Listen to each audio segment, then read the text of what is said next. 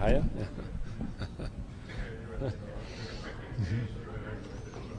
So I just briefed the Council of my 2 visits, both in Liberia and in Côte d'Ivoire.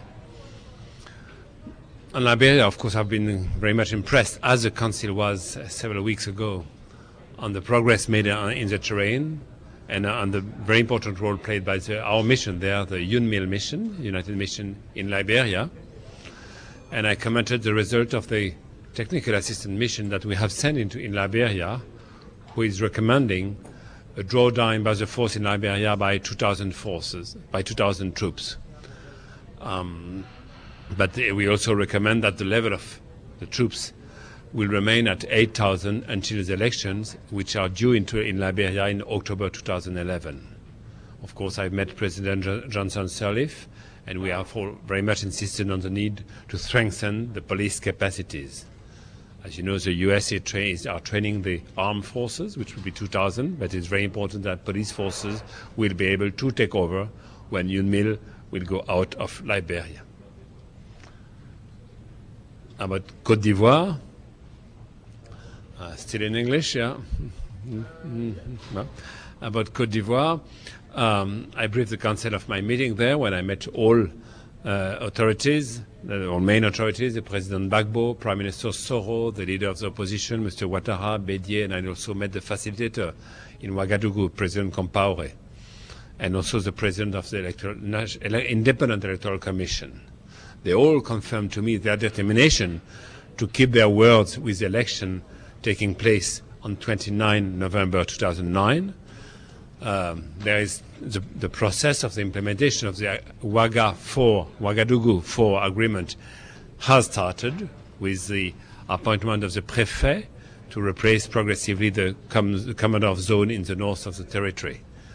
President Gbagbo reconfirmed his clear determination to have the election on 29 November 2009.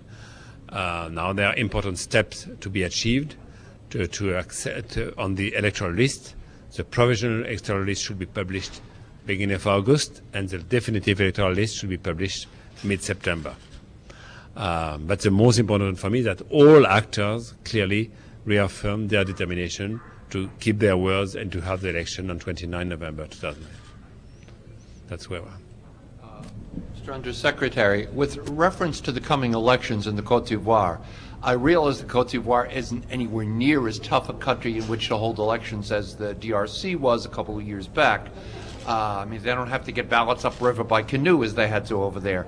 Are they really prepared for a democratic election? Are they prepared to see that the ballots get to and back from all remote parts of the country? And are they planning for sufficiently serious security to see that nothing untoward happens during the electoral process?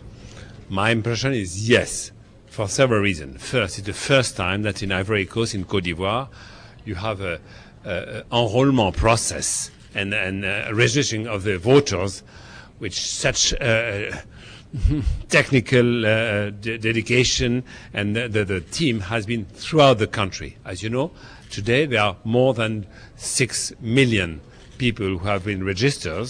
It's more than 6 million. And probably the total of voters will be around that figure. Maybe the number will increase a little bit, but some will be withdrawn from the list. So roughly 6 million voters will be called to vote, and from all parts of the country. The mission for the registration has been in all villages, so that has happened. So that has been a serious effort in that field.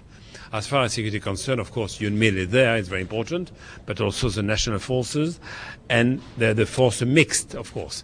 And we have encouraged the force mixed, they call the mixed forces, of course, both from national forces and Force Nouvelle, to be operational as soon as possible. That has started, and that shall increase before the time of the election. On Liberia, Mr. Secretary General, you said that 8,000 troops would stay there through the elections in 2011. But when do you think that the peacekeeping force could finally leave Liberia? First, I say it's a proposal from the Secretary General to the Council. The Council will decide in September the number of forces which will remain in Liberia. This is our proposal. And our proposal is to review immediately after the election, which are due to take place in October 2011. And it's very clear that in our opinion, it will be the time, if the elections are conducted in a satisfactory way, in a democratic and peaceful way, the significant drawdown, and maybe then we will envisage a withdrawal of our force immediately after election, but not before the election in 2011. As a follow-up, when the Security Council visited Liberia last month, some members expressed concerns about the stability of Liberia given the unemployment of former combatants and so forth. Do you share those fears?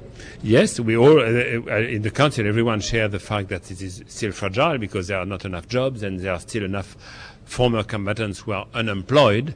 That's very clear. So it's very important to continue to raise awareness to the importance to invest in Liberia to create jobs, but also it's clear that UNMIL will not stay there forever. So it's very important that the security forces, both military and police forces, will be able to, and train to be able to sustain the security in the country when UNMIL would have left.